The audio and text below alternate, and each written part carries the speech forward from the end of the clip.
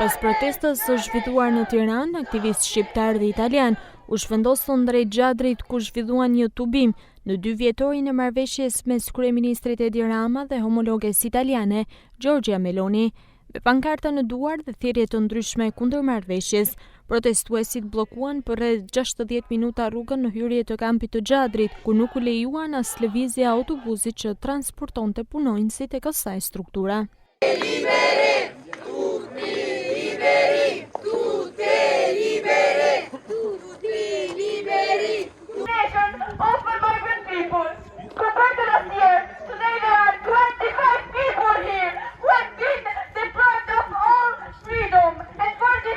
Pavarësisht premtimeve të qeverisë italiane se kampi në Xhadër do të ishte funksional dhe në përputhje me standardet ndërkombëtare, projekti ka dështuar të përmbushë qëllimin e tij, u shprehën aktivistët.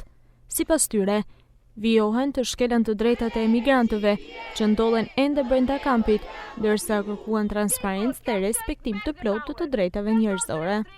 Shohim me shqetësim sot se ky kamp, i cili dhunon të drejtat e njerëzit, po shihet si një mundësi edhe nga kryeministra të tjerë, duke filluar nga kryeministri i Kosovës, i cili i thot anglisht se mund të marrë emigrantët e saj.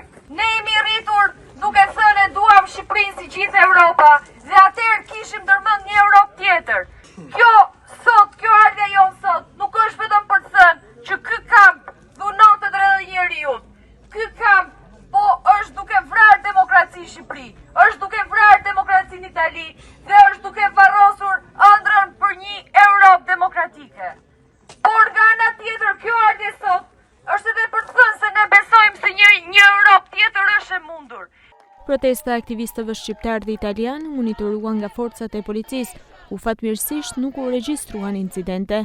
Aktualisht në kampin e Xhadrit ndodhen rreth 30 emigrantë të dëbuar nga Italia, në pritje të procedurave për të u riadhesuar në vendet e tyre të origjinës.